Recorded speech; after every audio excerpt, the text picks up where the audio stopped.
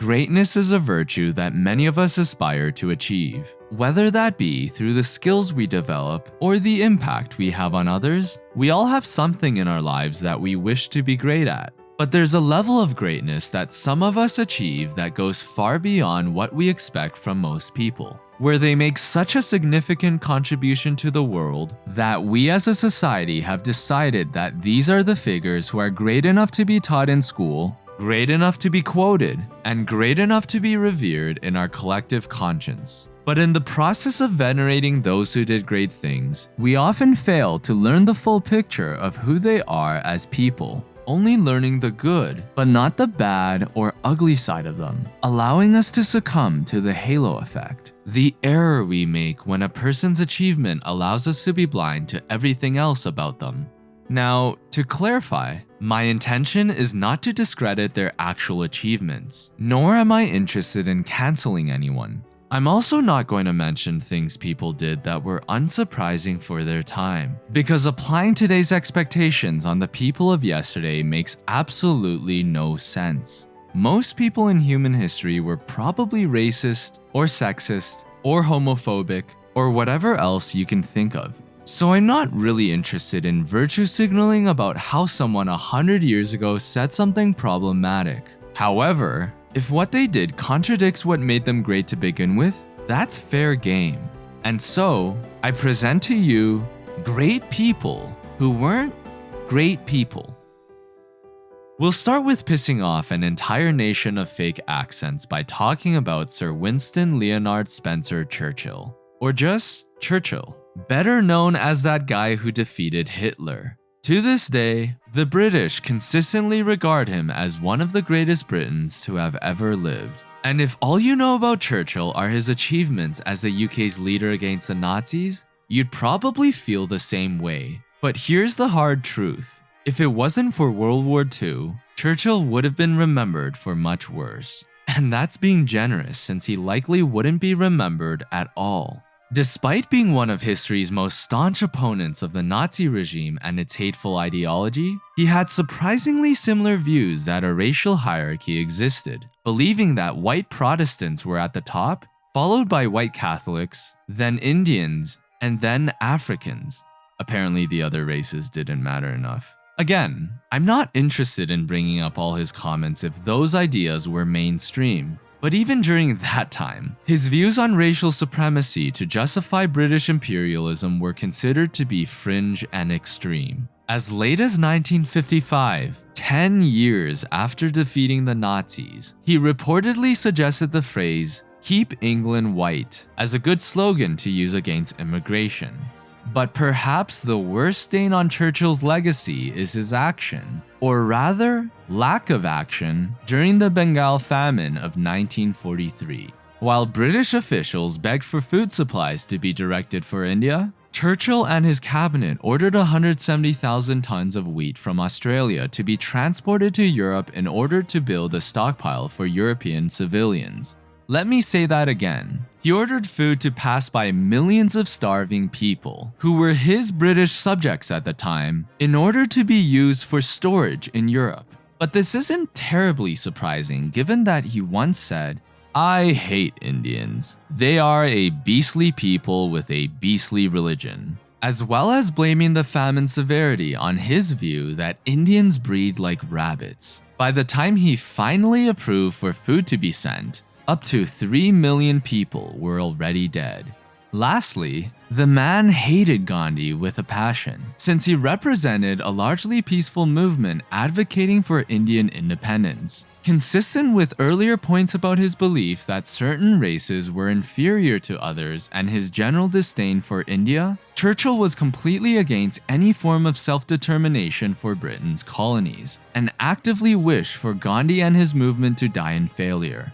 Now that I've pissed off the English and made goodwill with the Indians, it's time to burn the bridge with my fellow Indians and talk about Gandhi. This man has been rightfully celebrated by India for helping to bring about the country's independence from the United Kingdom, and he's admired internationally for his use of non-violent activism. But despite his lifelong battle against the oppression of Indians by the British Empire, he didn't seem to mind knowing that the same empire was also oppressing Africans, referring to them as savages, half-heathen natives, uncivilized, and dirty like animals. How someone can have those beliefs about a group of people, but also insist that those beliefs don't apply to his own group is baffling to say the least. It would be a bit like him saying, "Hey Britain, you need to stop viewing Indians as dirty, uncivilized people and give us independence."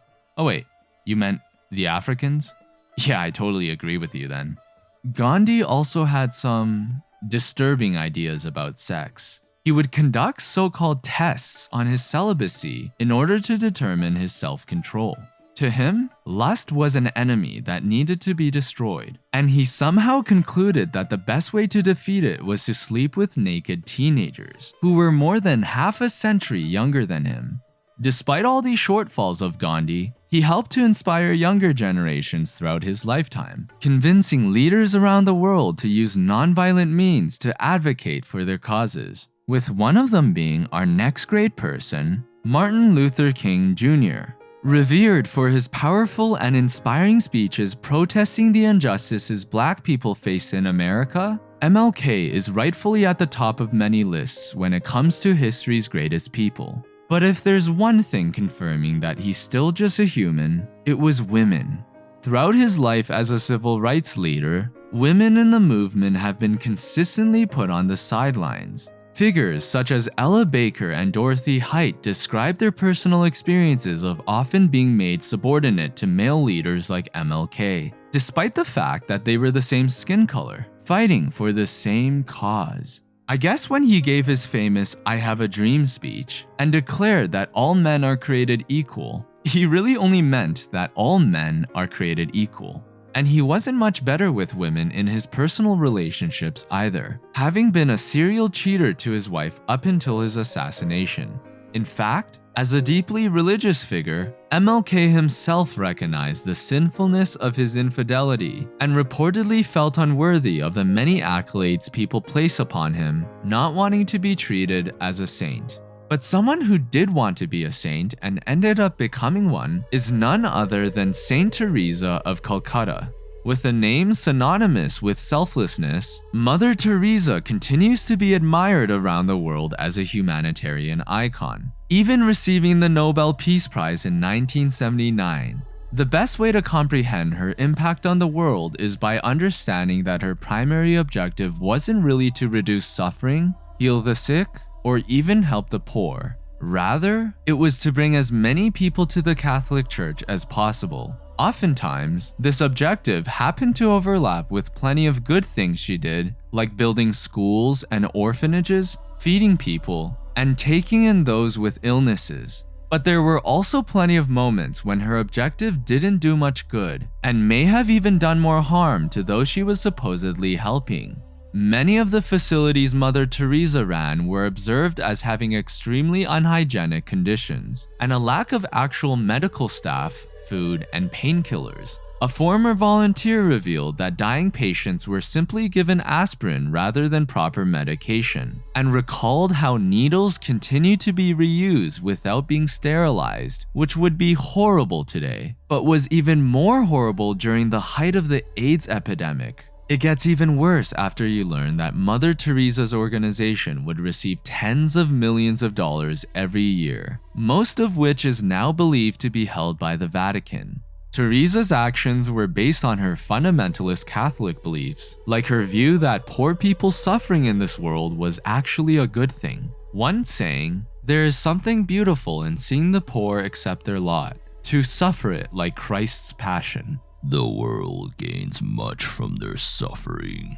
It is from this framework of glorifying human pain where we can begin to understand why none of the hundreds of millions of dollars Mother Teresa received over the years went to bringing in doctors to actually help the sick, or why water heaters for washing and cleaning were refused, or why proper medication wasn't purchased. Additionally, a reporter who visited these facilities observed how volunteers would laugh about a boy who urinated while being tied to a bed and saw an older woman tied to a tree. In another orphanage, volunteers would tie up disabled children without batting an eyelid. There was clearly a general roughness toward people in Mother Teresa's care. So despite being declared a saint by Pope Francis in 2015, to many of her critics, she was certainly anything but. What's the opposite of an old woman who's deeply religious, quiet, and conservative? A young man who's anti-religious, violent, and communist. Yet both are in the same category of those who are venerated by millions around the world while not actually being great people. I am, of course, talking about Mr. Ernesto Che Guevara, the ubiquitous symbol for counterculture and rebellion. He tortured and executed hundreds of people and established Cuba's first military units to aid production, or concentration camps for short. Tens of thousands of intellectuals, gay people, priests, conscientious objectors, and really anyone who is considered antisocial such as hippies were targeted. Which is especially ironic considering that the very people who celebrate him today would be the exact types of people thrown into these forced labor camps or just straight up executed. Despite having the supposed morally superior ideology, Che referred to gay people as sexual perverts, Mexicans as a band of illiterate Indians, and black people as those magnificent examples of the African race who have maintained their racial purity thanks to their lack of affinity with bathing. Quite the progressive icon. What's probably the most ironic thing about Che the anti-capitalist that would have him rolling in his grave would be the fact that his iconic photograph has been making filthy capitalists filthy rich from the very moment he died, selling millions of posters, hats, flags, hoodies, backpacks, mouse pads, shirts, you name it, being commercialized and exploited more than possibly any other figure in human history. Today, his rock star image to most people makes him less Lennon and more Lennon, which, speaking of the devil.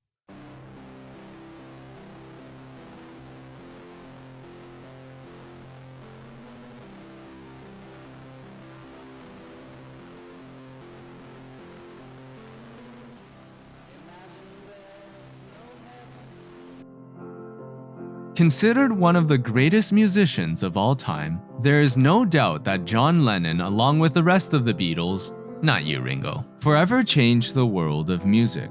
So it's quite understandable why millions of boomers, and frankly, even younger generations adore John Lennon for having created so many songs that continue to be popular to this day. Throughout his life, he was also famous for his commitment to love and peace, and became a symbol for it too.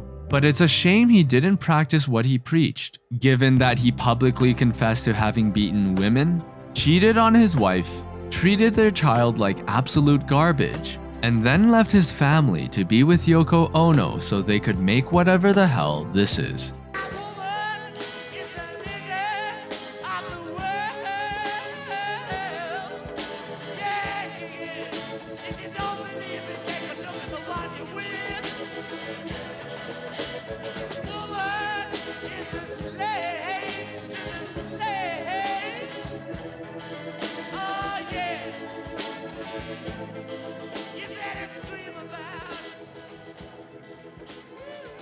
Perhaps this is why he found it easy to imagine there was no heaven. He probably didn't expect to enter it anyways. But he's far from the only great person to have treated his significant other like crap. Take JFK for instance, a president beloved by Americans from both the left and right. Something that is impossible for any of our politicians today. And sure, part of it is the simple fact that JFK was young, attractive, and assassinated. Comparing that to the two candidates we currently have, where both of them are not young, not attractive, and not assassinated. But an even bigger reason is that we now live in a world where every issue, person, and news story is polarized to such an extent that people will have completely different facts on a subject based on where they get their sources from. Take, for instance, the story about Robert Kennedy Jr.'s Super Bowl ad for his presidential campaign that was very similar to an ad from his uncle, JFK, back when he was running for president. With Ground News, today's sponsor, I can see how there's a blind spot on the right for this story, with only 16 out of 119 sources coming from that side, possibly due to RFK's better approval among Republicans. I'm also able to read through summaries that Ground News creates which highlight differences in what the right and left say about every news story, like how the left is emphasizing the pain Kennedy caused with the ad, while the right is focusing on the sincerest apologies that he gave to his family. So I'm proud to partner again with Ground News, an amazing website and app I use to help me research for videos like the one you're watching, as well as help me understand important issues like the Russia-Ukraine and Israel-Palestine conflicts and the upcoming presidential election. None of us have the time to go through and read every single source on both sides of the political spectrum, so it's incredible that Ground News can do all that work for us so we can stay informed and understand what each side is saying about any issue. If you're interested in understanding all the biases that come with every news story you read about, be sure to go to my link at ground.news/bofang so you can save 40% off their unlimited Vantage subscription, the very one I'm using right now.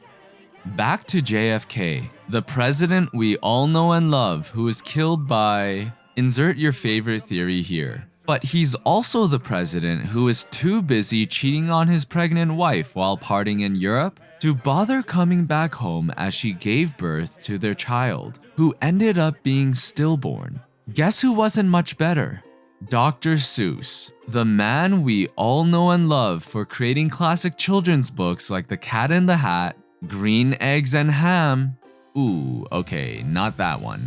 Wait, not that one either. What the fuck? How the Grinch Stole Christmas, The Lorax, and so many other stories. But even he, the man whose books touched the childhoods of every generation going all the way back to the boomers, reportedly had an affair, drove his wife of 40 years to suicide, and then married the new woman just 8 months later.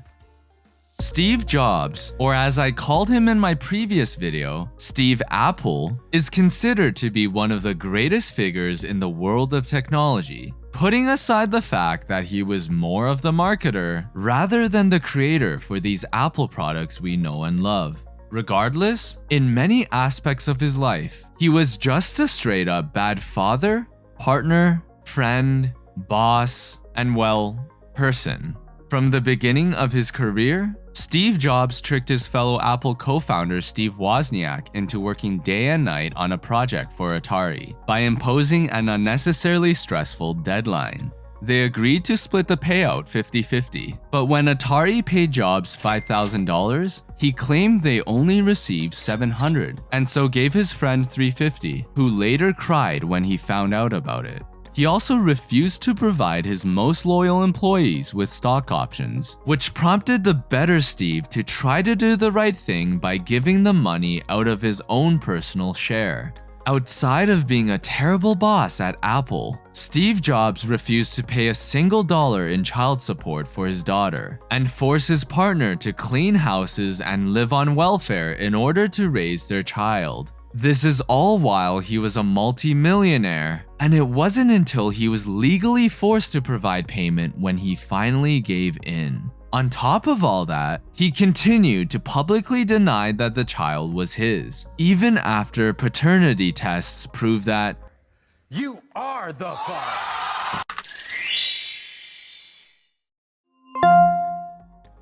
And one more thing that might seem insignificant to some people, but what I think says a lot about his character. He would regularly park in handicap spots and drove without a license plate because he just didn't like how it made the car look. Yeah, just pure narcissism at its finest. So at this point, it seems clear that being smart doesn't prevent people from making stupid decisions. Even Albert Einstein, whose name is now synonymous with genius, had serious flaws as a person. The physics prodigy was able to figure out four-dimensional spacetime, relativity of simultaneity, kinematic and gravitational time dilation, length contraction, and most famously, mass-energy equivalence, but somehow couldn't figure out how to treat his wife and children like human beings. For one, there's no record of Einstein having ever bothered to meet his first child, and scholars believe that he and his wife gave her up to an orphanage. After having 2 more children with the same wife and deciding to keep them this time, he suddenly decided to start cheating on her with his own cousin. And you might assume that it was surely a third cousin twice removed or something, but nope, they were first cousins. Their moms were sisters. As if that wasn't bad enough, after his wife found out about the affair, she felt it was still better that Einstein stay with her for their 2 children, but he forced her to accept the following conditions. My clothes are kept in good order. I am served 3 meals a day in my room. We will have no personal relations or affection, unless we're out in public to keep up social appearances. And you must leave my bedroom or study immediately when I ask you to. In other words, he told her, clean and organize my clothes, make me breakfast, lunch, and dinner, do not touch me, and shut up and leave whenever I feel like it. To add insult to injury, he would describe his wife as an unfriendly, humorless creature, writing, I treat my wife as an employee whom I cannot fire. She ended up having a nervous breakdown after he decided to still leave her and their 2 children and marry his first cousin. Now, one might have hoped that at the very least, he found his true love in his cousin and remained faithful to her happily ever after. But nah, if anything, he had even more affairs with women during his second marriage than his first. So it seems that if you're smart enough, whitewashed enough, respected enough, talented enough, or die early enough, you can get away from the scrutiny of society and maintain a fairly positive legacy. Look, I'm not saying that we need to invalidate people's meaningful achievements just because they also did awful things. And I'm certainly not telling you to buy an Android or listen to the Beach Boys or be racist. Being a great person and being a great person are 2 very different things. But what's unfortunate about this world is that too often, we only seem to admire one of them when we should be celebrating both. Yes, we ought to be thankful for all the wonderful things these people did for us. But we should be just as grateful for the great people in our lives that make life truly great.